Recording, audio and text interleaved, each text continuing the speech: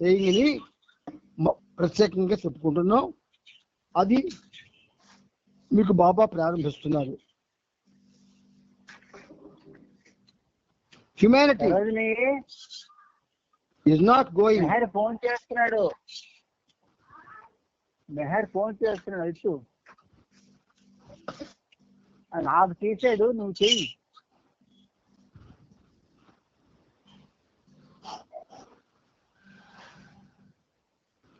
Humanity is not going to be saved by any material power, nuclear or otherwise. It can be saved only through divine intervention. God has never failed humanity in its dark and critical periods. The greatest danger to man today is not from any natural catastrophe, but from himself. ఇది message.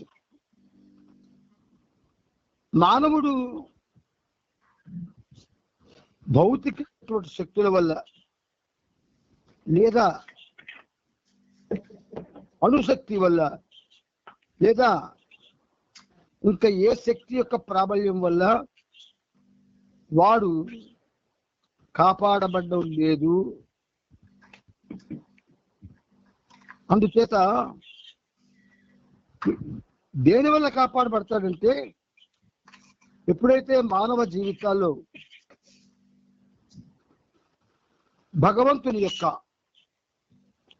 ప్రమేయం ఉంటుందో అప్పుడు రక్షింపబడతాడు.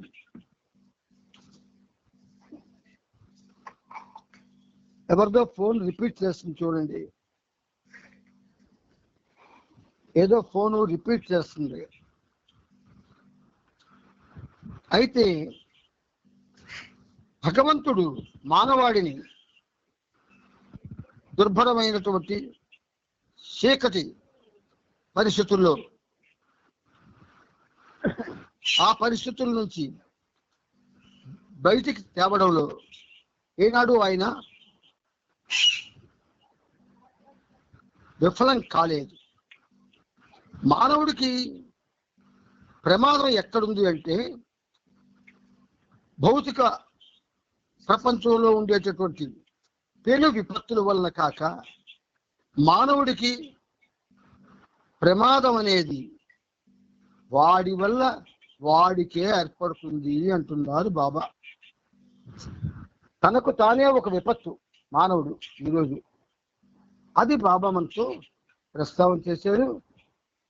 అది ఈరోజు మనం చెప్పుకున్నాము.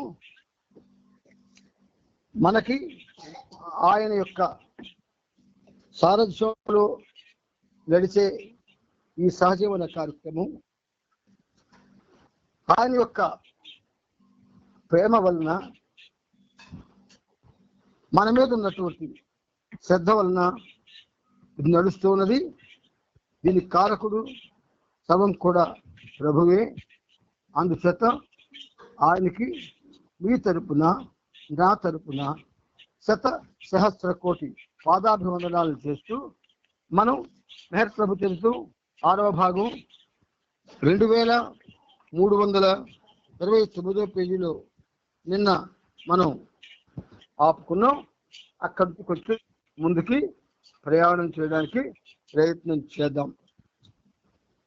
అయితే ఈ 2329 పేజీలో మనం మీద పేరాలో ఆపుకున్నాం.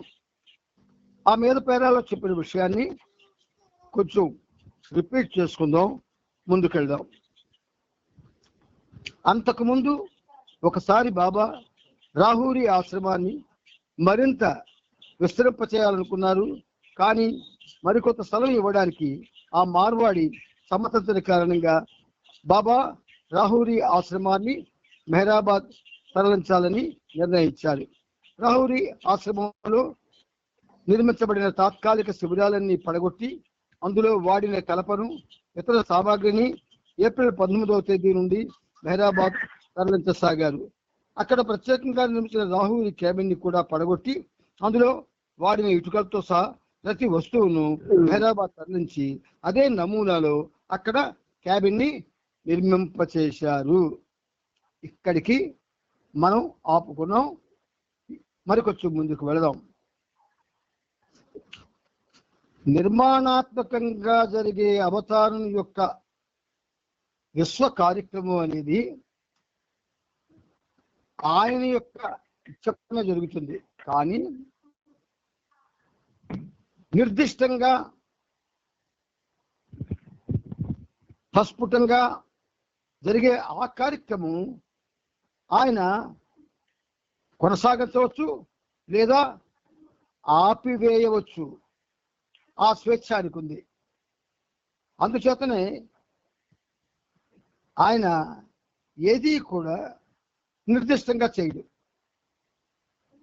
ఇప్పుడు మనం చేస్తున్న ఈ కార్యక్రమం కూడా ఆయన కృప వల్ల జరుగుతుంది అనుకుంటున్నాం. కానీ ఆయన దీన్ని కొనసాగిస్తాడా లేదా అనేది ఎవరికీ తెలియదు. కొనసాగించమని ఆయన ప్రతిరోజు కూడా వేడుకుంటున్నాను. నేను మే 2వ తేదీ ఆదివారం బాబా 2 బస్సుల నిండా నిర్మాణ సామాగ్రిని నింపి మెహరాబాద్ పంపిస్తూ 2కి ఒక లేఖను కూడా వాటితో పంపారు. ఆ లేఖలో 2 బస్సులతో సామాను వస్తుంది. నా గదిలోని సామాగ్రితో పాటు వెదుళ్ళు, వాసాలు మొదలైనవన్నీ పంపాను. వెదుళ్ళు, వాసాలు మొదలైనవన్నీ వాడవచ్చు, కానీ నా గది సామాగ్రిని మాత్రం వేరుగా ఉంచి ఎవరిని తాకనివ్వకు. ఈరోజు ఇంకా వేరే బస్సులేవి పంపడం లేదు అని వ్రాయించారు. 2కి 6వ తేదీన నేను మండలి వారితో పిచ్చివారితో కలిసి వస్తున్నాను. అదనంగా 5 మండలి సభ్యుల కోసం భోజనం, పాలు 6వ తేదీ నుండి ఏర్పాటు చేయి. వారికి సంబంధించి వారి సంరక్షకులకు నేను ఏర్పాటు చేస్తాను. 5వ తేదీ సాయంకాలానికి అన్ని నిర్మాణాలు పూర్తి చేయాలి అని బాబా రాశాడు. ఇక్కడ అవతార పురుషుడు కనురెప్ప పాటులో యావత్ ప్రపంచాన్ని కూడా పరిమార్చగల శక్తి సంపన్నుడు. అయితే ఇక్కడ ఎంత ప్రాక్టికల్గా ఆయన పని చేస్తున్నాడో చూడండి. 6వ తేదీన నేను మండలి వారితో కలిసి పిచ్చివారితో కలిసి వస్తున్నాను అన్నాడు. నేను వచ్చేసరికి మండలి సభ్యుల కోసం భోజనం, పాలు 6వ తేదీ నుండి ఏర్పాటు చేయి. పిచ్చివారికి వారికి సంబంధించి వారి సంరక్షకులకు నేను ఏర్పాట్లు చేస్తాను అంటున్నాడు. 5వ తేదీ సాయంకాలానికి అన్ని నిర్మాణాలు పూర్తి చేయాలి అని బాబా ఉత్తర్వులు రాశారు. కొంతమంది పిచ్చివారిని వారి ఇళ్లకు ఊళ్లకు పంపివేశారు. మిగిలిన పిచ్చివారు మస్తులు కలిసి 13 మందిని బాబా తనతో పాటు మెహరాబాద్కు మే 6వ తేదీన తీసుకువచ్చారు. బాబా ఆదేశానుసారం పాత ధర్మశాల వద్ద గల పురుష మండలి కాంప్లెక్స్ పక్కనున్న పాత బిల్డింగ్ కి కొన్ని మార్పులు చేసి అందులో వారికి వసతి కల్పించారు. స్థలం 5 సంవత్సరాలు తీసుకున్నారు. 5 సంవత్సరాలు చెల్లించారు.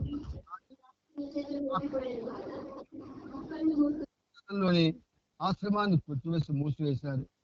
మెహరాబాద్ ఆశ్రమాన్ని తరలించే సమయంలో కూడా బాబా యజమాని లీజుకు సంబంధించిన మిగతా డబ్బును వాపసు ఇవ్వమని అడగలేదు. బాబా ఆశ్రమాన్ని మూసివేయడం చూసి రాహురి గ్రామస్తులు, స్థానిక ప్రభుత్వాధికారులు బాధపడి మార్వాడిపై ఒత్తిడి తెచ్చేందుకు ముందుకు వచ్చారు. కానీ బాబా అలా చేయనివ్వలేదు. బాబా మార్వాడికి కొడుకు పుడతాడని జీవించినట్టుగానే అతని భార్య అనతి కాలంలోనే గర్భం ధరించింది. అందువలన ఆ మార్వాడి చాలా సంతోషంతో ఉప్పొంగిపోయాడు. కానీ ఆ బిడ్డను చూసుకునే భాగ్యం అతనికి లేకపోయింది. 1937 జూలై 14వ తేదీన అతను దగ్గరున్న గ్రామానికి గుర్రం మీద వెళ్ళాడు. తిరిగి వస్తూ రాహురి దగ్గర ప్రవహిస్తున్న నదిని దాటుతున్నాడు. అదే సమయంలో ఉన్నట్టుండి ఆ నదికి ఎగువనున్న ఆనకట్ట కూలిపోయి వరద నీరు ఉప్పొంగి అతన్ని ముంచెత్తింది. ఆ ప్రవాహంలో అతడు కొట్టుకుపోయాడు.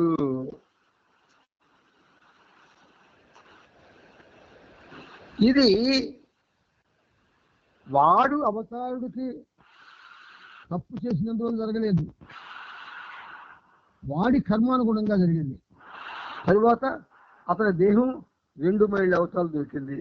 కొన్ని నెలల తరువాత అతని భార్య ఒక మగబిడ్డను ప్రసవించింది. సంపత్ అయ్యంగారికి వరుసకు సోదరుడైన సిరి రామానుజాచార్యులు ఇంచుమించు అదే కాలంలో బాబా పరిధిలోకి వచ్చాడు.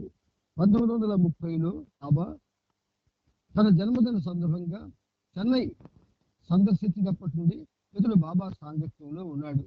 బాబా సన్నిధిలో ఉండిపోవాలనే కోరికతో ఇంటర్వ్యూ కావాలని కోరాడు.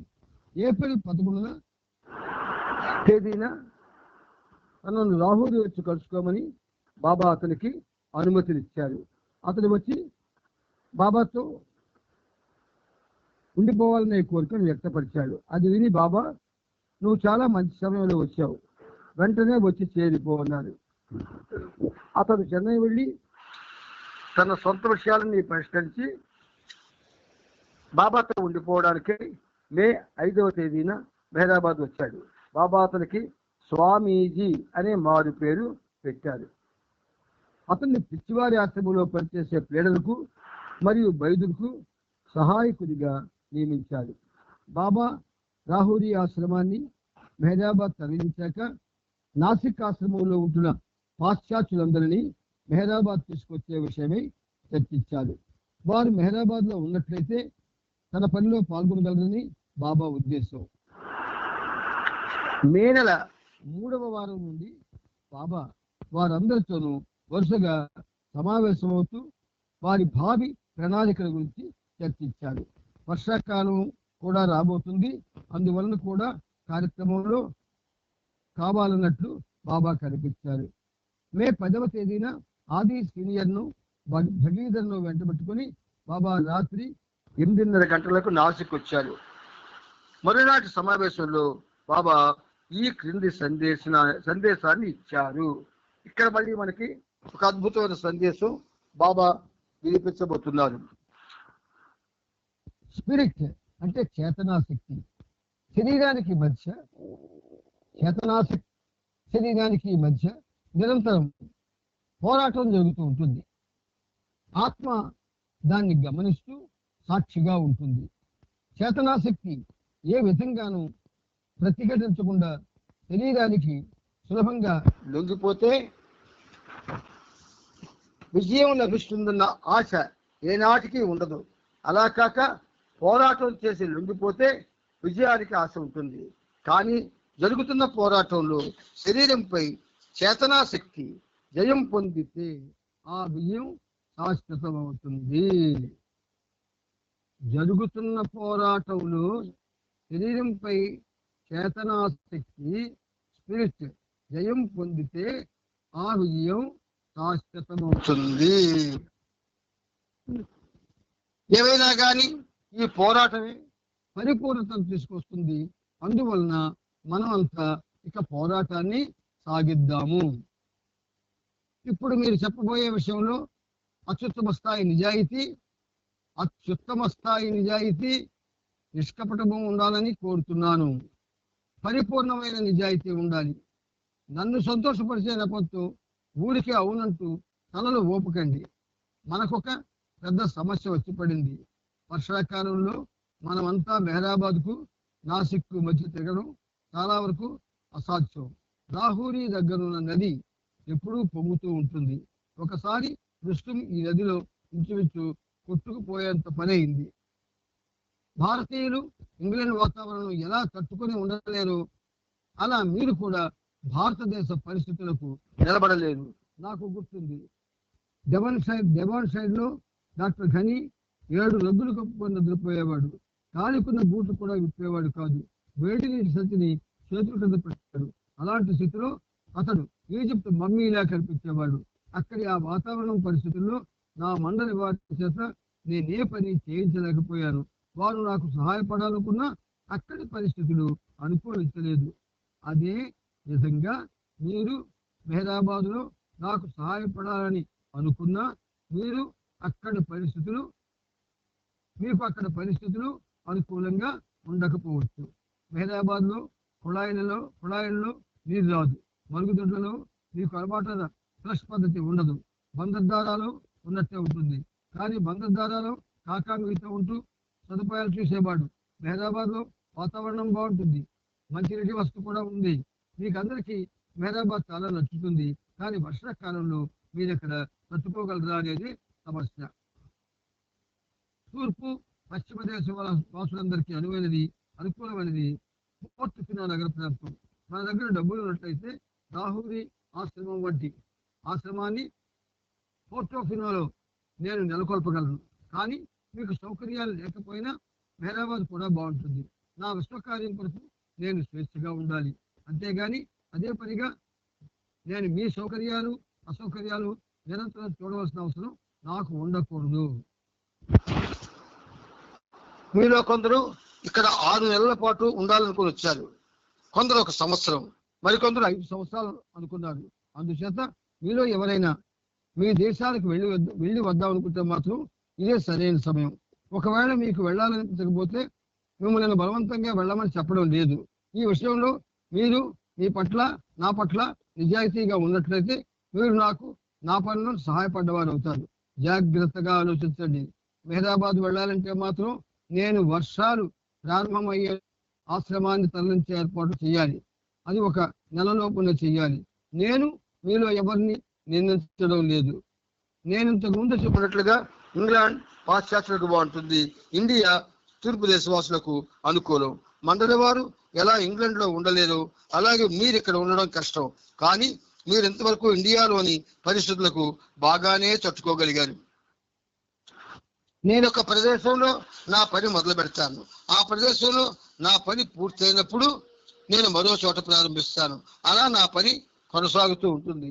నేను ఎక్కడ ఉన్నా ఇలాగే ఉంటుంది. నా పని మాత్రం ఆగదు. దానికి ఏది అడ్డు రాదు. పిండు మెహరాబాద్ లో ఆశ్రమం కూలదోయడానికి ఎప్పుడూ సిద్ధంగానే ఉన్నాడు. నా పని నేను ఎక్కడైనా చేసుకోగలను. ప్రాగ్ దేశమైనా పశ్చిమ దేశమైనా నా ఆంతరంగిక మండలి వారు మాత్రం తప్పక నాతో ఉండాలి. పోర్టోఫినో అయినా మెహరాబాద్ అయినా ఈ రెండింటిలో నాకు ఏది సానుకూలమో దాన్ని మనం ఆలోచించి నిర్ణయించాలి. నా మండలి వారికి ఇటలీ నచ్చింది. నా పని గురించి ఆలోచించినట్లయితే ప్రస్తుతం నేను చాలా ప్రయాణాలు చేయవలసి ఉంటుంది. సుమారుగా ప్రతి 5 రోజులకు ఒకసారి ప్రయాణాలు చేయవలసి ఉంటుంది. నేను విశ్వవ్యాప్తంగా పనిచేస్తూ ఉంటాను. అండర్లైన్ చేసుకోండి విషయం. విశ్వవ్యాప్తంగా పనిచేస్తూ ఉంటాను. మీరు నా గురించి ఆలోచించినా మీరు నన్ను ప్రేమించినా నా పనిలో భాగం పంచుకున్నట్లే. మన మధ్య సంబంధం ముఖ్యం. ఇంజన్ లాగుతుంది, భోగీలు దాంతో పాటే కదులుతాయి. ఎందుకంటే ఆ ఇంజన్తో ఆ భోగీలు కలుపబడి ఉంటాయి. స్వేచ్ఛగా ఉన్నా లేకున్నా నా పని కొనసాగుతుంది. ఎటువంటి అడ్డంకులు లేకపోతే పని సులభంగా సాగుతుంది. అందువలన మీరు నిజాయితీగా సమాధానం చెప్పండి.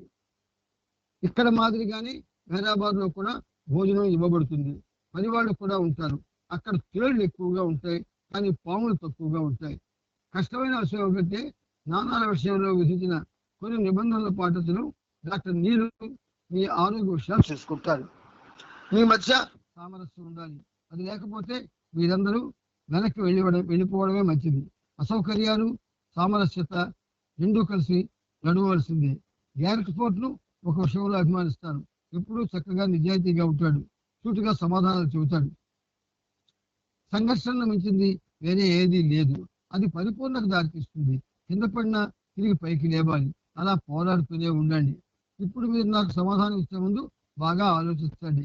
భావోద్రేకాలకు లోను కాకండి. వారందరిలో ఎక్కువ మంది హైదరాబాద్ లో ఉండడానికే మొగ్గు చూపారు.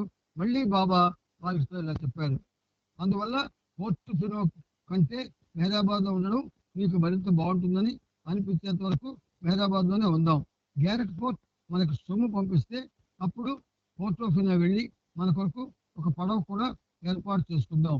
మీరు నిజంగా ఎవరైనా మీ దేశాలకు వెళ్ళి రావాలనుకుంటే ఇప్పుడే ఆ పని చేయండి.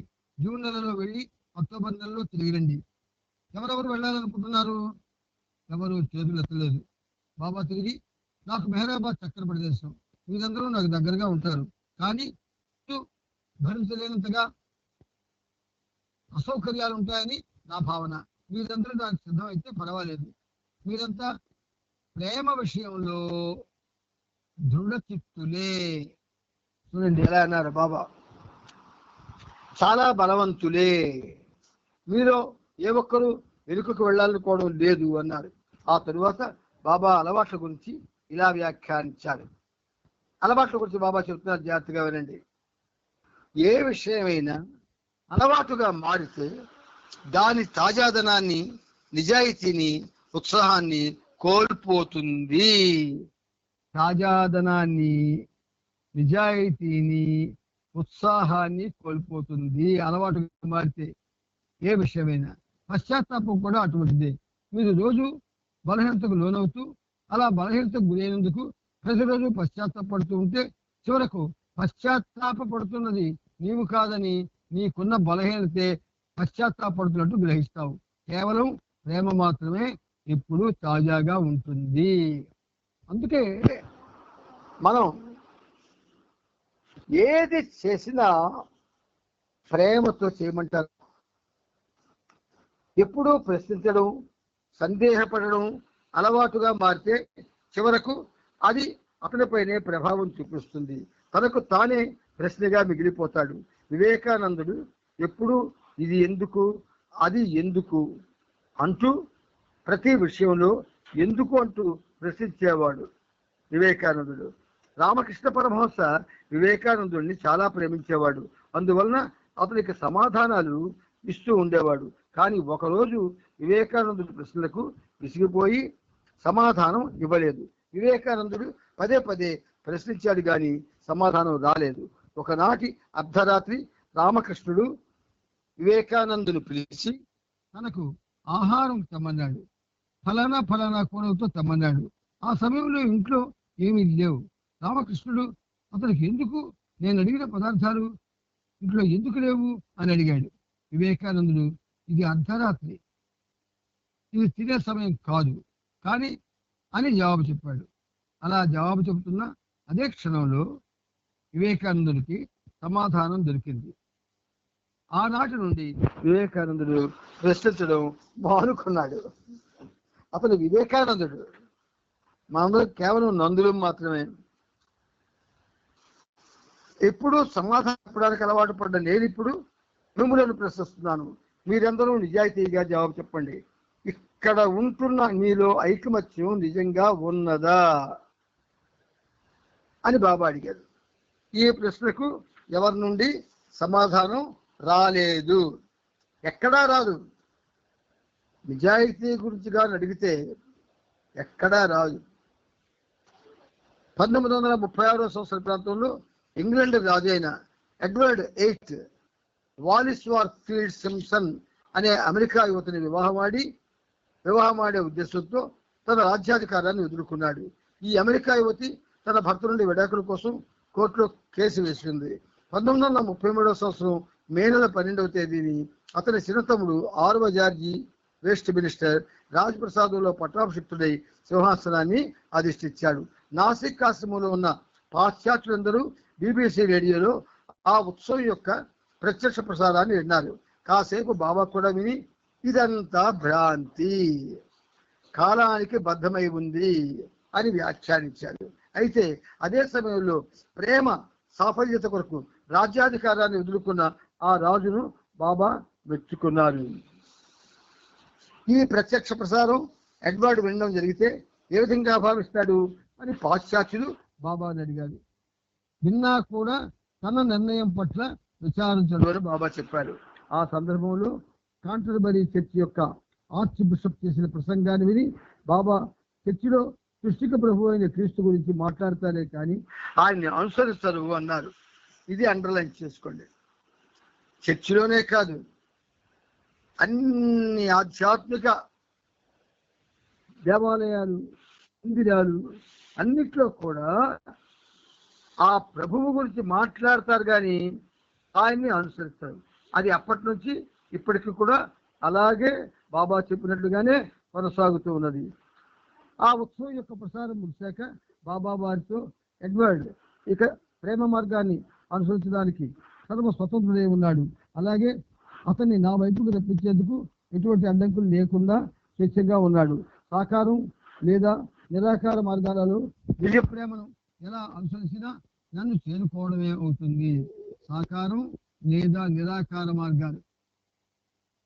కొత్తగా రాజైన జార్జి 6 అతని రాణి ఎలిజబెత్ గురించి వ్యాఖ్యానిస్తూ వీళ్ళిద్దరూ సహృదయులవడం ప్రజలకు కాస్త ఊరడింపు కలిగే విషయమే అని బాబా అన్నారు.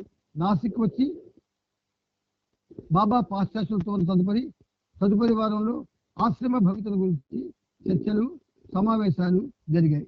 ఒకనాటి ఉదయం జీన్ ఏడియల్ బాబా వద్దకు వచ్చి లొరీనాని మేనేజర్ బాధ్యతల నుండి తప్పించమని అడిగింది.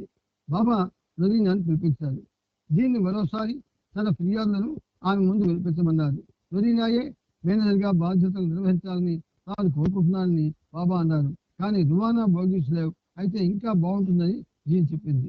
మధ్యాహ్నం భోజనం తర్వాత అందరి అభిప్రాయాలు కనుక్కోమని లొరీనా బాబాను కోరింది. ఎలిజబెత్ మరియు లొరీనా ఉంటున్న గదిలో అందరూ సమావేశమయ్యారు. అందరినీ వారి అభిప్రాయాలను నిజాయితీగా వినిపించమన్నారు. అలాగే వారంతా వారి అభిప్రాయాలను ఫిర్యాదులను వినిపించారు. ఆశ్రమ నిర్వహణ విషయంలో సంతృప్తిగా ఉన్నట్టున్న ఎలిజబెత్, మేరీ, విల్ వీరి ముగ్గురు ఏమీ ఫిర్యాదులు చేయలేదు. అలా అందరూ వారి భావాలను వ్యక్తం చేసి దాని సుగమమైంది. చివరకు బాబా జీన్ అధ్యక్షులట్లు ఆశ్రమ వ్యవహారాలు చూసేందుకు రువాను అనే మేనేజర్గా నియమించారు. జమాఖత్తుల విషయం చూసే బాధ్యత లొరీనా తీసుకుంది.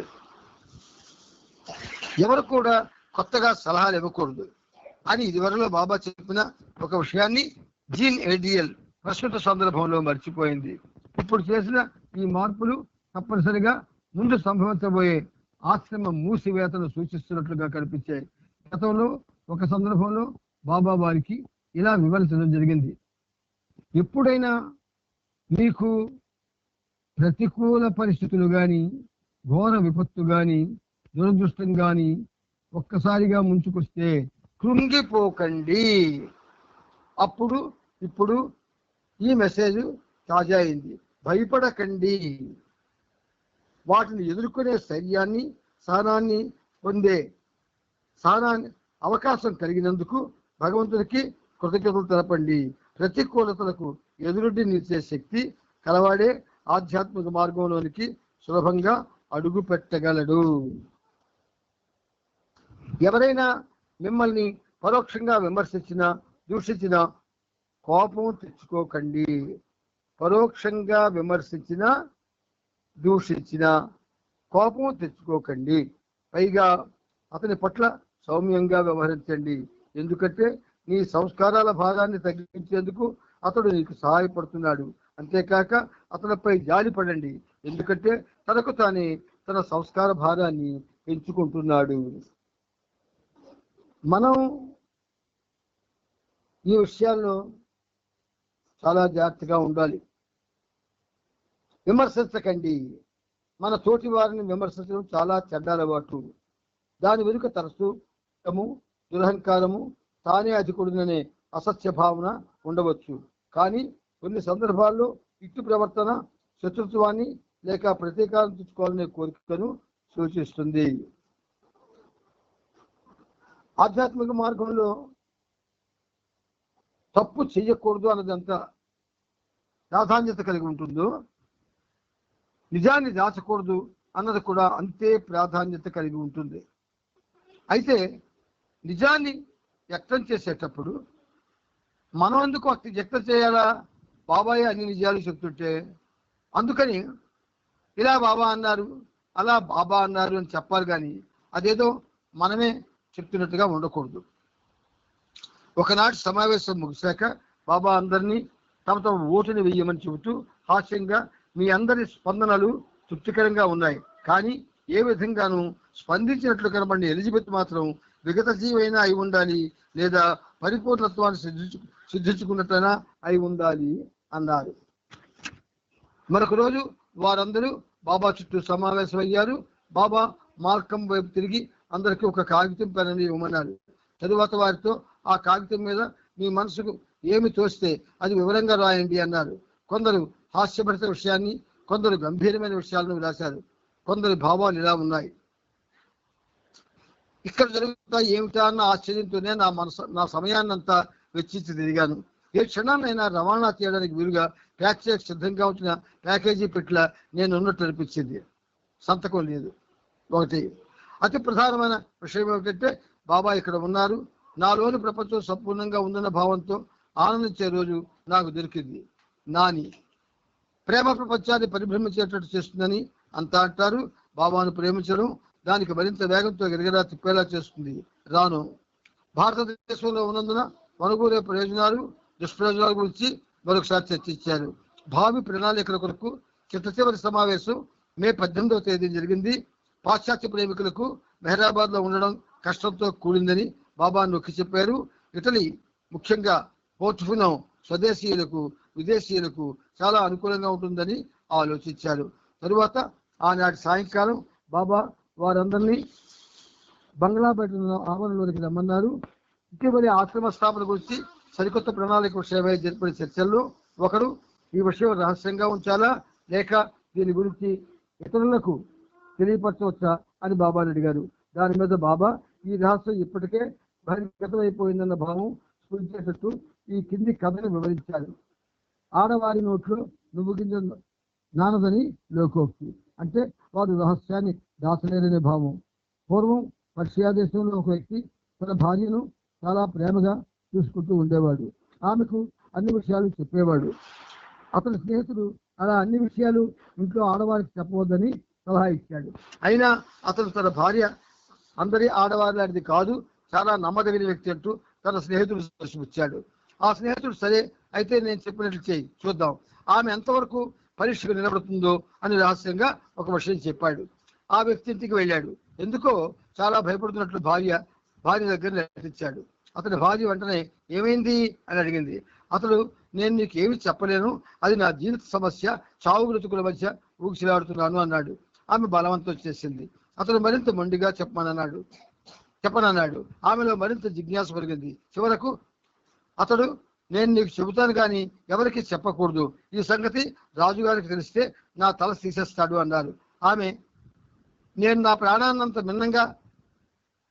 ప్రాణం కన్నా మిన్నగా మిమ్మల్ని ప్రేమిస్తున్నాను, ఈ విషయాన్ని ఇంకెవరికో చెప్పి మీ ప్రాణాలకు నేను ఎందుకు ముప్పు తెస్తాను అంది. ఆ వ్యక్తి సరే అయితే ఈ రోజు నేను రాజుగారి భవనం ముందు నుండి వెళుతున్నాను. రాజుగారి భుజంపై నుండి ఒక కాకి బయటకు వచ్చి ఎగరడం చూశాను, ఎవరికి ఈ విషయం చెప్పకు అన్నారు. ఆమె చెప్పనని మాటిచ్చింది. మరునాడు ఆ వ్యక్తి పనికి వెళ్ళి సాయంకాలం తిరిగి వచ్చాడు. కొంతమంది స్త్రీలు కబుర్లు చెప్పుకుంటున్నారు. వారు అతను చూడగానే అదిగో చూడండి, రాజుగారి భుజంలో నుండి 40 కాకులు బయటికి రావడం చూసిన వ్యక్తి ఇటే వస్తున్నారు అని చెప్పుకుంటున్నారు. అతను ఇంటికి వెళ్ళి భార్యతో నేను ఒక్క కాకని చెప్పాను, ఇప్పుడు కాకుల సంఖ్య 40 అయిందే అన్నాడు. అలా మన పోర్చుగల్ రహస్యం కూడా ఈ పాటికి ప్రపంచానికి తెలిసే ఉంటుందని ముగించాను. అనగా ఈ విషయం గురించి ఎవరో బాబాకు ఉత్తరం రాశారన్నట్టుగా వ్యాఖ్యానించారు. మే 10వ తేదీన మధ్యాహ్నం భోజనాల అనంతరం బృందంలోని కొంతమందికి మామిడి పండ్లను ఇచ్చారు. అందులో కొంతమంది తమ పొట్టలో గాబరాగా ఉందని, అందువల్ల మామిడి పండు తినలేమని తిరస్కరించారు. బాబాకు వారి సమాధానం నచ్చలేదు. బాబా అక్షరపలకం మీద చూపిస్తూ ఇలా చెప్పారు. ఇలాగ ఏదైతే బాబా ఖచ్చితంగా చెప్తూ ఉంటారో మన వాటిని జ్ఞాపకం ఉంచుకోవాలి. అయత్నపూర్వకంగా రానిది ఎప్పటికీ రాదు. నేను మీకు మామిడి పండుగ ఇచ్చినప్పుడు మీరు ఎంతమంది తిరస్కరించారు, ఎంతమంది వెనక ముందయ్యారు? నిజానికి విశ్వాసాన్ని, ప్రేమను పరీక్షించడానికి అనేక మార్గాలు ఉన్నాయి. ప్రేమ ఎల్లప్పుడూ ప్రీతమైన ఇచ్చను, సంతోషాన్ని, ఆనందాన్ని, ఆదేశాన్ని ఆశిస్తుంది. తన గురించి ఏనాడు ఆలోచించదు. అదే ప్రేమ, అదే భగవంతుడు. భగవంతుడు శాశ్వతంగా ఇస్తూనే ఉంటాడు, ప్రేమ కూడా ఇస్తుంది. ప్రేమికుడు ఎన్నడూ ఆశించడు. మొదట నేను కుళ్ళిన మామిడి పండ్లను ఇవ్వాలనుకున్నాను. మీరు ఏ ఒక్కరు కూడా ఇష్టంగా వాటిని తీసుకోవాలని నాకు తెలుసు. అయినా మీరందరూ భగవంతుడు ప్రాణాలు అర్పిస్తామనే మాటలు చెబుతారు. నిజాయితీగా ఉండండి, నన్ను ప్రేమిస్తున్నారని చెప్పినప్పుడు తప్పక ప్రేమించండి అంతే. ఏమన్నారు బాబా చూసారా? భగవంతుడితో ప్రాణాలు అర్పిస్తామని మాటలు చెబుతామంట మనం. ప్లస్ రామదాస్ కళ్యాణాన్ని విశిష్టుల గురించి నేను చెప్పిన కథ మీకు గుర్తులేదా? రామదాస్ మోకాలు కట్టిన మామిడి పనులు విషమం తెలిసి కూడా కళ్యాణి ఎలా నోటి చేపించాడో తెలుసు కదా. ఇది ప్రేమ అంటే. నీతకుడు ప్రేమ కొరకు, నీతకుడు సంతోషం కొరకు ప్రాణాన్ని విడిచేందుకు సిద్ధంగా ఉండడమే ప్రేమ అన్నారు. ఇక ఈ విషయాన్ని మారుస్తూ జీసస్ గురించి, ఆయన శిష్యుడు పీటర్, జూడాస్ గురించి బాబా ఇలా వివరించారు. క్రీస్తు అంటే ఎవరు? ఒక వ్యక్తిగత ఆత్మ. మరి జీసస్ ఎవరు? నజరేతు ప్రాంతంలో ఆవిర్భవించిన అవతార పురుషుడు, ప్రొఫెట్. క్రీస్తు స్థితికి అర్థం ఏమిటి? దైవ కుమారుల స్థితిని క్రీస్తు స్థితి అంటారు. జీసస్ క్రీస్తుకి ఆయన విశ్వకార్యంలో జూడాస్ సహాయపడ్డాడు. తాను సిలువేతను అనుభవించి ఉండకపోతే క్రీస్తు ఈ విశ్వభారాన్ని తనపై వేసుకోలేకపోయేవాడు. జీసస్ తన సిలువేతకు తానే అవకాశం కల్పించుకున్నాడు. పీటర్ జీసస్ ని అమితంగా ప్రేమించాడు. కానీ జీసస్ కు సమస్త జనుల పైన ఉన్న ప్రేమ ఒక్కటే. అయినప్పటికీ పీటర్ను ఆయన అమితంగా ప్రేమించేవాడు. ఎవరైనా ఆ ప్రేమను వివరించగలరా? అందరినీ ఒక విధంగా ప్రేమించిన, కొందరిని మరింత అధికంగా ప్రేమించడం అన్న ఈ విషయాన్ని మీరు వివరించగలరా? ఉదాహరణకు శరీర భాగాలు తీసుకుందాం. అన్నీ నీకు సంబంధించినవే, కానీ కొన్ని శరీర భాగాలను మిగిలిన వాటి కంటే ఎక్కువగా ప్రేమిస్తావు. నీ కళ్ళు నీ చేతి వేళ్ల కంటే నీకు మరి ఎక్కువ ప్రియమైన అర్థమైందా? నీ కళ్ళు నీ చేతి వేళ్ల కంటే నీకు మరీ ఎక్కువ ప్రియమైనవి అర్థమైందా అన్నారు. ఇదే రీతిలో జీసస్ పీటర్ని అందరికంటే మిన్నగా ప్రేమించేవాడు. పీటర్ అతడి కళ్ళ వంటి వాడు. జీసస్ పీటర్తో నువ్వు నన్ను నమ్మించి మోసం చేస్తావు అన్నప్పుడు పీటర్కి తెలుసు తాను తన ప్రభువును మోసగిస్తానని. తనకు అత్యంత ప్రీతముడైన తన ప్రభువునే మోసగిస్తానని అతనికి తెలుసు. అయినప్పటికీ ఆ బాధను ధైర్యంగా భరించాడు. శత్రువులా వంచిస్తానని కూడా తెలిసి పీటర్ బలహీనపడలేదు. అలా ఉండగలగడం సామాన్యమైన విషయం కాదు. విశ్వకార్య నిర్వహణ కొరకు పీటర్ తన మోసగించే విషయం పీటర్కి తెలిసేలా చేసింది జీసస్ ప్రభువే. జూడాస్ కూడా వంచే ఆ పనికి పురుగొల్పబడ్డాడు. అయితే పీటర్ మాత్రం ఆ వంచనను ఇష్టపూర్వకంగా చేశాడు. నువ్వు ప్రేమించిన వ్యక్తిని నమ్మించి మోసం చేయడం నిజంగా చాలా కష్టమైన విషయం. ఉదాహరణకు ఒక వ్యక్తిని చూపిస్తూ నువ్వు నన్ను అమితంగా ప్రేమిస్తున్నావు అనుకో, నువ్వు పీటర్వి. మరొకరు చూపిస్తూ నువ్వు జూడాస్వి. నన్ను చంపమని మీ ఇద్దరిని ఆదేశిస్తాను. పీటర్, ఇప్పుడు నీవు నన్ను చెప్పేలా పరిస్థితులు కల్పించబడతాయి. నువ్వు తెలిసి ఇష్టపడి ఆ పని చేయలేవు. నన్ను చంపమని నేను నీకు చెప్పాను. నీ ప్రాణం కంటే మిన్నగా నన్ను ప్రేమిస్తున్నావు. కానీ నువ్వు నా పట్ల ఉన్న ప్రేమ కారణంగా నా కార్యం కొరకు నన్ను చంపగలుగుతావు. అర్జునుడు కూడా పీటర్గా ఉండలేకపోయాడు. అతడు భారత యుద్ధంలో తన సోదరులను, బంధువులను చంపడానికి ముందు కృష్ణుడు తన విశ్వరూపాన్ని అర్జునుడికి ప్రదర్శించవలసి వచ్చింది.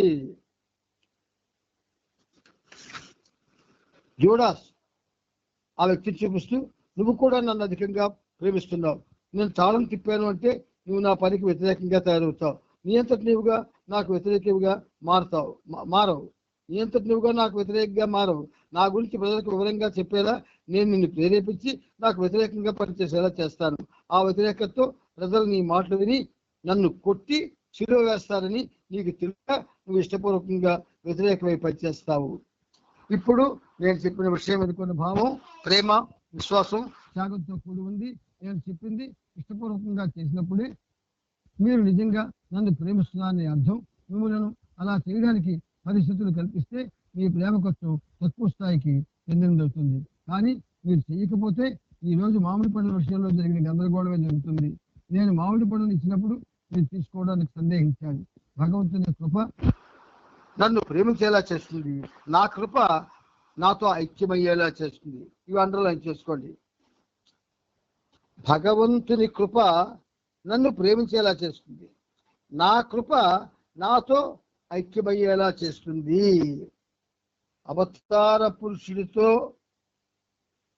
ఐక్యమవడం చాలా చాలా గొప్ప విషయం.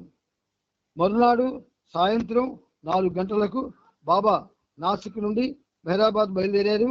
6 రోజుల తరువాత మే నెల 26వ తేదీని బాబా అనుకోకుండా తిరిగి నాసిక్ వచ్చారు. ఆ సమయంలో దిలియా, జీన్, మలియాలు అనారోగ్యంతో ఉన్నారు. వారిని పలకరించడానికి బాబా సర్జత్ బంగ్లాకి వెళ్ళారు. అంతవరకు రోజంతా విపరీతమైన టెంపరేచర్తో ఉన్న డెలియాకు అకస్మాత్తుగా ఉష్ణోగ్రత సాధారణ స్థాయికి వచ్చేసింది. బాబా తన చేతి వేళ్లతో చిటికెలు వేస్తూ శీఘ్రంగా తొందరగా కాదన్నట్టు సంజ్ఞ చేశారు. నాసిక్ వదిలి మరొక చోటుకు వెళ్ళబోతున్నట్లుగా వారికి స్ఫురించింది.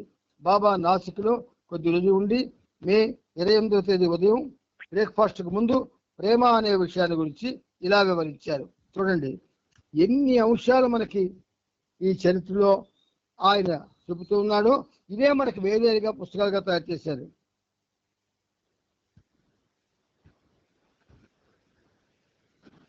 ప్రేమ అంటే ఏమిటి?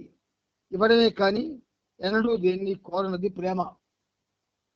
ఇవ్వడమే కానీ ఎన్నడూ దేన్ని కోరనది ప్రేమ. ఈ ప్రేమకు దారితీసేది అనుగ్రహం. అనుగ్రహానికి దోహదపడేది అనుగ్రహం.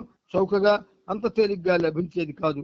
నిరంతరం ఇతరులను సేవించడానికి సిద్ధంగా ఉంటూ ఇతరుల నుండి సేవలు అందుకునేందుకు ముఖ్యంగా ఉన్నప్పుడు వ్యక్తి అనుగ్రహాన్ని పొందుతాడు. అనుగ్రహానికి దోహదపడేందుకు చాలా అంశాలు మార్గాలు ఉన్నాయి. తన క్షేమాన్ని కూడా లెక్క చేయకుండా ఇతరుల బాగులు కోరడం, పరోక్షంగా చేయకుండా ఉండడం, అత్యుత్తమ సహనం కలిగి ఉండడం, దేనికి ఆందోళన చెందకుండా ఉండడానికి ప్రయత్నించడం, ఆందోళన పడకుండా ఉండడం ఇంచుమించు అసాధ్యమైన కూడా ప్రయత్నించాలి. ఇతరుల్లోని మంచి విషయాల గురించి ఎక్కువగా తలుచుకుంటూ వారిలోని చెడు అంశాలను తక్కువగా తలుచుకోవడం చేయాలి. క్రీస్తు నీ ప్రక్కవారిని ప్రేమించని చెప్పడంలో నీ పక్కవారితో ప్రేమలో పడమని కాదు, అంటే మోహంలో పడమని కాదని గ్రహించాలి.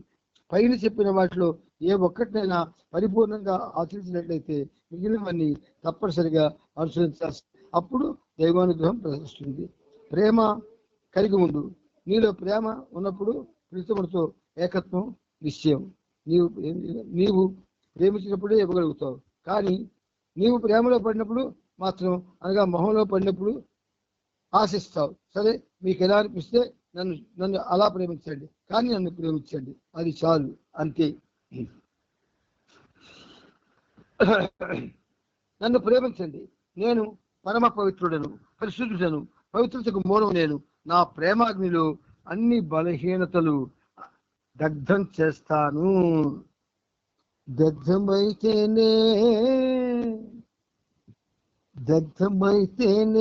అహమన్నది నీ ప్రేమలో అర్థమవుతుంది బాబా నీ తత్వము.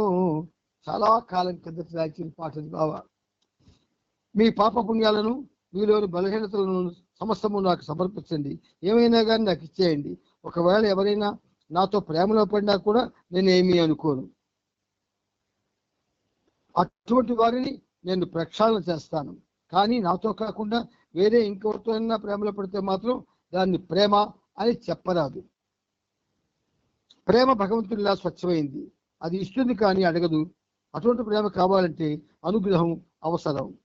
హిమాలయాలలో సంవత్సరాల తరబడి ధ్యానం చేస్తూ పొడవుగా పెరిగిన గెడ్డారు, కనులెప్పులు, మీసాలతో సమాధి స్థితిలో ఉన్న యోగులెవరు ఈ ప్రేమను పొంది ఉండలేదు. అంత విలువైనది. తల్లి తన బిడ్డ కొరకు మరణిస్తుంది. అది మహోన్నతమే, అయినా అది కూడా ప్రేమ కాదు. దేశపు వీరులు ఎంతమందో మరణిస్తారు, అయినా అది కూడా ప్రేమ కాదు. నీలో ప్రేమ ఉన్నప్పుడు మాత్రమే ప్రేమ అంటే ఏమిటో తెలుసుకుంటారు. దాన్ని అనుభవించాలే కానీ సిద్ధాంతాల ద్వారా గ్రహించలేవు.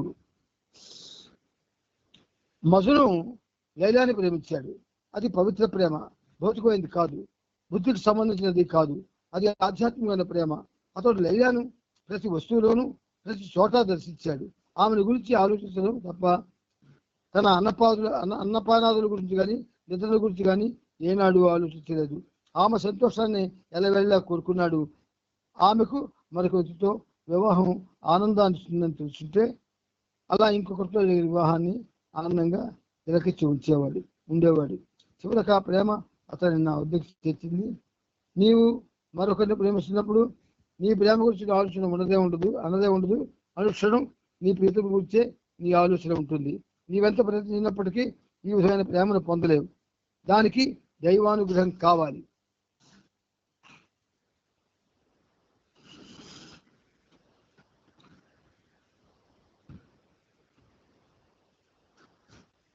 చూశారా, బాబా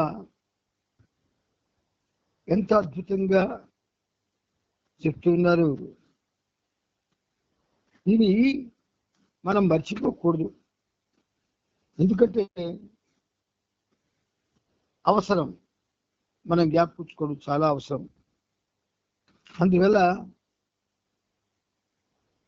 తల్లి తన బిడ్డ కొరకు మరణిస్తుంది, అది మహోన్నత త్యాగమే, అయినా అది కూడా ప్రేమ కాదు. దేశం కొరకు వీళ్ళు ఎంతమందో మరణిస్తారు, అయినా అది కూడా ప్రేమ కాదు. నీలో ప్రేమ ఉన్నప్పుడు మాత్రమే ప్రేమ అంటే ఎప్పుడో తెలుసుకుంటావు, ఏమిటో తెలుసుకుంటావు. దాన్ని అనుభవించేలా కానీ సిద్ధాంతాల ద్వారా గ్రహించలేవు. మజను లైలాని ప్రేమించాడు, అది పవిత్ర ప్రేమ, భౌతికమైనది కాదు, బుద్ధికి సంబంధించింది కాదు, అది ఆధ్యాత్మికమైన ప్రేమ. అతడు లైలాను ప్రతి వస్తువులోనూ ప్రతి చోట దర్శించాడు. ఆమెను గురించి ఆలోచించడం తప్ప అన్నపానాదుల గురించి కానీ నిద్ర గురించి కానీ ఏనాడు ఆలోచించలేదు. ఆమె సంతోషాన్ని ఎలవేళలా కోరుకున్నాడు. ఆమెకు మరో వ్యక్తితో వివాహం అన్న ఆనందాన్ని ఇస్తుందని తెలుసుంటే అలా ఇంకొకరితో ఎదిగిన వివాహాన్ని ఆనందంగా తిలకించి ఉండేవాడు. చివరికి ఆ ప్రేమ అతడిని నా వద్దకు చేర్చింది. నీవు మరొకరిని ప్రేమిస్తున్నప్పుడు నీ గురించి ఆలోచన అన్నదే ఉండదు, అనుక్షణం ఇతని గురించే నీ ఆలోచన ఉంటుంది. నీవెంత ప్రయత్నించినప్పటికీ ఈ విధమైన ప్రేమను పొందలేవు. దానికి దైవానుగ్రహం కావాలి, కానీ నీ ప్రయత్నం దైవానుగ్రహానికి దారితీస్తుంది. భగవంతుడు అంటే ఎవరు?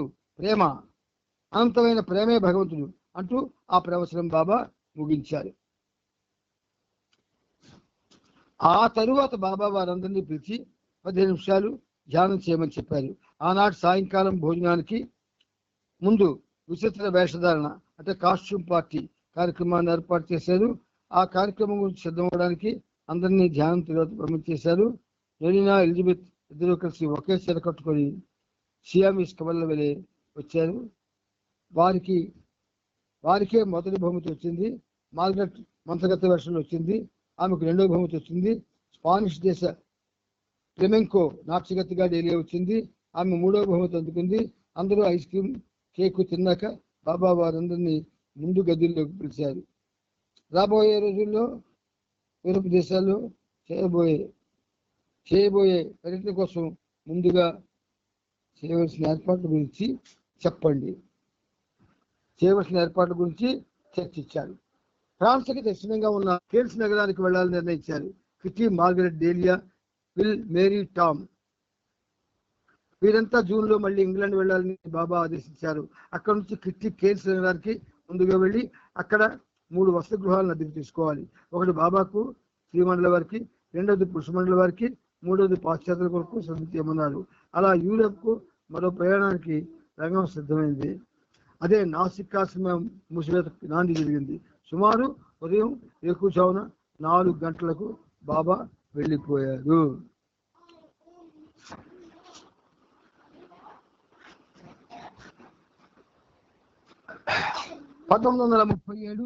జూన్ 1వ తేదీ నుండి మెహరాబాద్ లో నీరు పర్యవేక్షణలో మెహర్ ఉచిత వైద్యశాల తిరిగి ప్రారంభమైంది. రావు సాహెబ్ మెహరాబాద్ ఆశ్రమానికి కావలసిన సరుకులు తేవడానికి రోజు అహ్మదాబాద్ వెళ్లేవాడు. వైద్యులు మరియు ప్లేడర్ ఇచ్చివారి కోసం ఏర్పాటు చేసిన ఆశ్రమాన్ని పర్యవేక్షించేవాడు. జూన్ 3వ తేదీ నాసిక్లోని పాశ్చాత్య బృందం అంతా మెహరాబాద్ సందర్శించి అక్కడే గడిపి సుమారు రాత్రికి తిరిగి నాసిక్ చేరుకున్నారు. సామ్ కోహెన్కు మాత్రం మెహరాబాద్ లో కొన్ని రోజుల నుండి ఇచ్చివారి ఆశ్రమంలో మండలి వారికి సహాయపడాలని అనుమతి దొరికింది. జూన్ 6వ తేదీ ఆదివారం బాబా చిన్ననాటి స్నేహితుల బెయిలీ చాలా రోజుల తర్వాత మెహరాబాద్ వచ్చాడు. బాబా తన సొంత కారణాల వలన అతన్ని విడిగా మిగతా వారికి దూరంగా ఉంచాడు. కానీ బాబా బెయిలీని అమితంగా ప్రేమిస్తారని అందరికీ తెలుసు. తరువాత అదే రోజు బాబా చాందీ సరస్వతితో కలిసి నాసిక్ బయలుదేరారు. 8వ తేదీన బాబా పాశ్చాత్య ప్రేమికులకు మనసుకు సంబంధించిన వివిధ అంశాలను గురించి ఇలా వివరించారు. మంచిగా కనిపించేదంతా మంచిది అవదు, మనసును అదుపు చేయలేకపోతే అసలు చింత అనేది కూడా ఉండదు. కానీ అది చాలా కష్టం. అసలు ఇంతకీ మనసును అదుపు చేసిన ద్వారా జరిగేది ఏమిటి? ఎరుకతో మనసు ఆగిపోయినప్పుడు అంతులేని ఆనందం అనుభూతికి వస్తుంది. ఆ ఆనందాన్ని ఎవరు వర్ణించలేరు. అది భగవదనుభవ స్థితి కాదు, కానీ దానికి ముందు స్థితి. మానవుడి మనస్సు వేగంగా పనిచేస్తుంది. అదుపు లేని మనస్సు ఆ వ్యక్తి ఆత్మను కల్లోలపరుస్తుంది. కానీ దేని అని ఆట పట్టిస్తుందా? ఈ అదుపు లేని మనస్సు నా జుట్టుని అలా కల్లోలం చేస్తుంది అని తమాషాగా అన్నాడు. నా మనస్సు మహాసముద్రం వంటిది. బాబా చెప్తున్నాడు, నా మనస్సు మహాసముద్రం వంటిది. మంచి చెడులను అంటే విశ్వంలోని మురికిని మంచిని తనలో కలుపుకుంటుంది. నువ్వు మంచిగా ఆలోచిస్తే ఇతరులు కూడా వాటిని తీసుకుంటారు, తనలో కలుపుకుంటుంది. జరగదు. కానీ ఈ ఫోటో ఒక విధంగా బాబా నా మనస్సు మహాసముద్రం వంటిది అన్నారు. ఒక ఫోటోలో బాబా సముద్రంకి ముందు నిలబడి ఈ చేతితో తన మనసును చూపిస్తూ మన హృదయాన్ని చూపిస్తూ ఇలా చెయ్యెత్తి ఒక ఫోటో ఉంటుంది. అది చాలా ప్రత్యేకమైన ఫోటో. మంచి చెడులను అంటే విశ్వంలోని మురికిని మంచిని తనలో కలుపుకుంటుంది. నువ్వు మంచిగా ఆలోచించు, వాటిని తీసుకుంటాను. చెడుగా ఆలోచించు, వాటిని కూడా నేను తీసుకుంటాను. చెడు ఆలోచనలు కూడా తీసుకుంటాను. కింద కొలంలోని నీరు మురికి వలన కలుషితం అవుతుంది.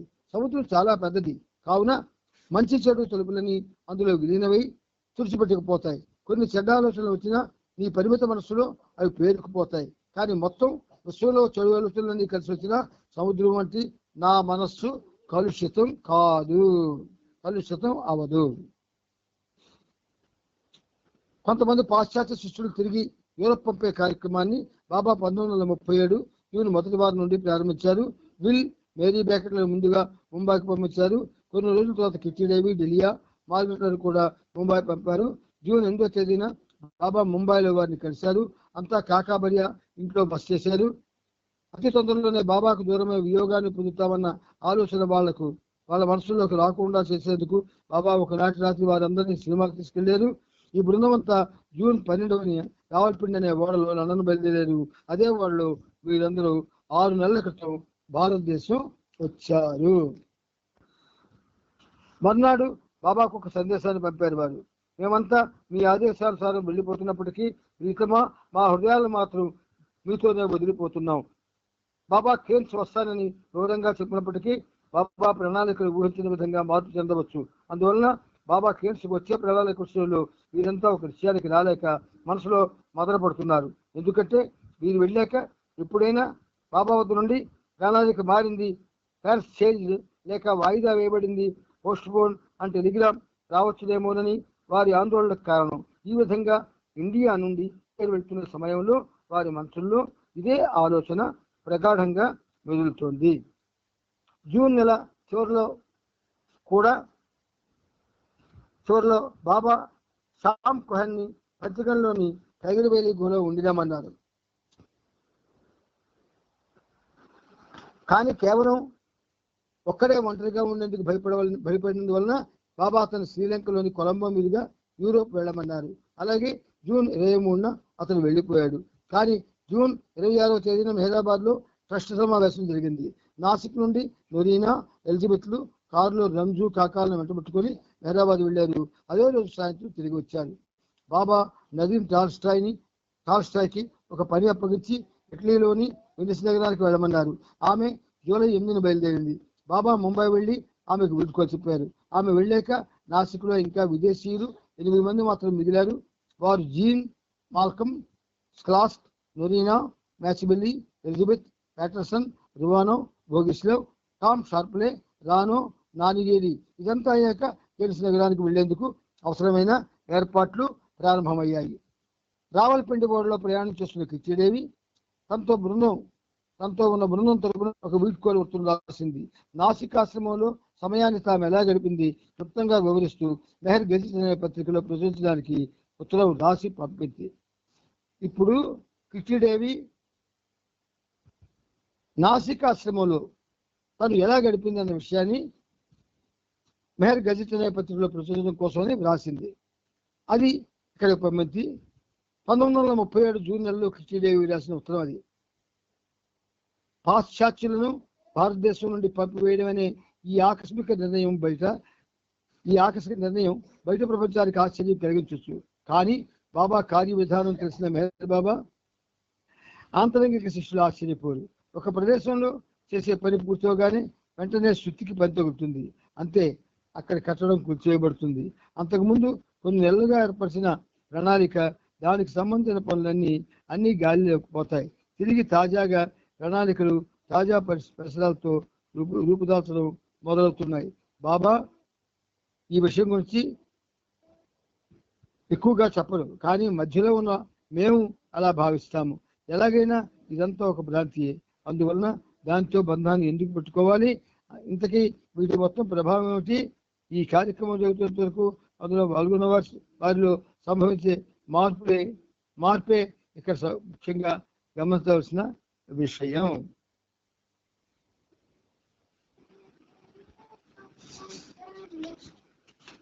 భారతదేశ జీవితాన్ని అనుభవించడానికి పాశ్చాత్య దేశాల నుండి పిలిపించిన మాలో వచ్చిన ఆ మార్పు ఏమిటి?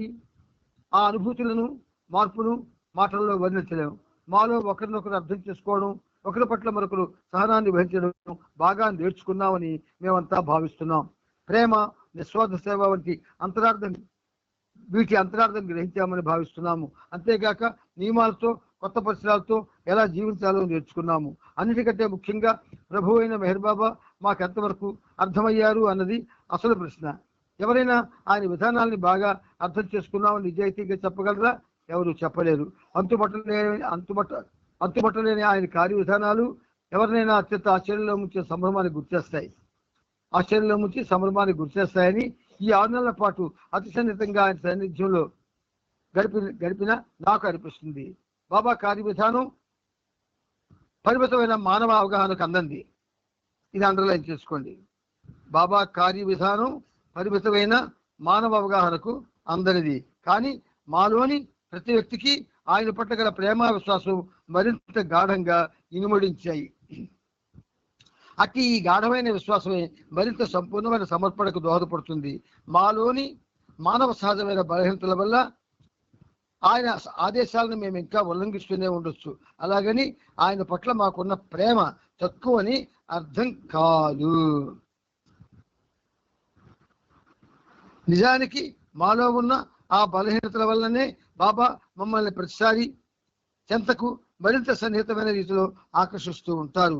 పరుషంగా ఉన్న, సౌమ్యంగా ఉన్న మాపై చూపించే క్షమ ఎంతో దయతో న్యాయబద్ధంగా ఉంటుంది. అది మా మనసుల్లోనూ హృదయాల్లోనూ మరపురాని ముద్రలను నింపేది. మెహర్ బాబా వంటి గురువరణ్యునితో సన్నిహిత సంబంధం కలిగి ఆయన వద్ద నివసించడమనే అవకాశం కలిగినందువలన గత కొన్ని నెలలుగా ఎన్నో విషయాలు నేర్చుకున్నాము. బాబా యొక్క ప్రేమయే మమ్మలను భారతదేశం రప్పించింది. అదే ప్రేమ పాశ్చాత్య దేశాల్లో కార్యక్రమానికి కావలసిన ఏర్పాట్లు చేయడానికి మమ్మల్ని తిరిగి వెనక్కి పంపిస్తోంది. అందువలన భారతదేశ ప్రేమికులకు ప్రస్తుతానికి వీడుకోలు చెబుతున్నాం. బాబా భక్తులతోనూ సన్నిహిత శిష్యులతోనూ కలవడం మాకెంతో సంతోషాన్ని కలిగించింది. బాబాను ప్రేమించే వారందరితోనూ మాకు దగ్గర సంబంధం ఏర్పడింది. ఏదో ఒక రోజు బాబా భారతదేశానికి మమ్మల్ని తిరిగి పిలిచినప్పుడు మా స్నేహబంధాన్ని పునరుద్ధరించుకుంటామనే ఆశ ఉన్నది.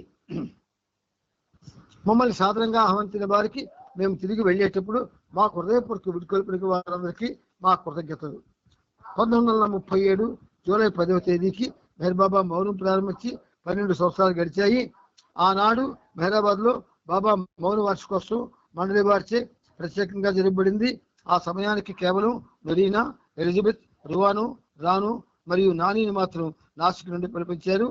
బాబా ఆనాడు మండలి వారి కోసం ఆహారం నిమిత్తం చాలా పెద్ద ఎత్తున ₹50 ఖర్చు పెట్టేందుకు అనుమతించారు. రాహుని కేబిన్లో ట్రస్ట్ సభ్యుల సమావేశం జరిగింది. ఆ తరువాత పాశ్చాత్యులతో సంగ్రహంగా చర్చ జరిగింది. అనంతరం మౌన వార్షికోత్సవం ప్రారంభమైంది. గనీ మున్సిఫ్ ఈ క్రింది ఉపన్యాసాన్ని ఇచ్చాడు. మనం ఇప్పుడు వింటున్నటువంటి ఈ చరిత్ర మనకింతకు ముందు చెప్పబడి ఉంటుంది మనందరికీ కూడా. ఎందుకంటే అవతార కార్యక్రమం కాలానుగుణంగా, కాలానికి బాధ్యత వహించి జరుగుతుంది. అందుచేత మనకి ఈ అవతార కాలంలో చెప్పబడినటువంటి బాబా యొక్క ఈ చరిత్ర అనేది ఇదివరకు మనం తెలుసుకునే ఉంటాం. మనలో చాలా మందికి తెలిసే ఉంటుంది. ఎలా తెలిసి ఉంటుంది? బాబా అవతార కార్యక్రమంలో చరిత్రలా కాకుండా మరో రీతిలో అది తెలియజేయబడి ఉండవచ్చు. అంచేత కేవలం నరీనా, ఎలిజబెత్, రోనో మరియు నాన్ని మాత్రం పిలిపించారు అని బాబా అన్నారు. అంటే ఏమిటి? ప్రాక్టికల్ గా జరిగేది అది. కానీ ఆయన అవతార కార్యం యొక్క మహత్తరమైనటువంటి విస్తరణతో పోలిస్తే అది నిర్దిష్టంగా ఇక్కడే చెప్పబడింది అని మనం చెప్పలేము. కనుక మీకు ఈ విషయాన్ని మీకు చెప్పడానికి సాహసించింది పనిముట్టు. ప్రియాతి ప్రియమైన మహప్రభు, ఈరోజు మీ యొక్క 12వ మౌన వార్షికోత్సవాన్ని జరుపుకునేందుకు మా మండలి వారి ప్రార్థనను మన్నించినందుకు మండలి వారి తరపున మీకు కృతజ్ఞతలు తెలుపుకున్నాము. పాశ్చాత్య మండలి వారు ఎంతో సమకూర్చి ఈ ఉత్సవంలో పాల్గొనేందుకు వచ్చినందుకు వారికి కూడా కృతజ్ఞతలు తెలుపుతున్నాను. ఈరోజు జూలై 10వ తేదీ. మండలి వారంతా చాలా సంతోషంగా ఉన్నట్లు కనిపిస్తున్నారు. అదే సమయంలో వారు ఏదో పునరాలోచనల్లో మునిగి ఉన్నారు కూడా. అంటే భగవంతుడి యొక్క సన్నిధిలో ఉన్నవాళ్ళు ఆయన ప్రేమతో కనీసం ఏమాత్రమైనా తడిసి ముద్దవరా, ఆ పరిస్థితి వాళ్ళలో ఒక అద్భుతమైన ప్రగతిని పొందగలిగే మార్గానికి దారి చూపిస్తుంది. ఆ దారి బాబా మాటల్లో కనిపిస్తూ ఉంటుంది. అవతార్ మెహర్ బాబా కీ జై, అవతార్ మెహర్ బాబా కీ జై. అందరికీ జై బాబా. జై బాబా. అందరికీ జై మెహర్ బాబా. అవతార్ మెహర్ బాబాకి అందరికీ జై బాబా.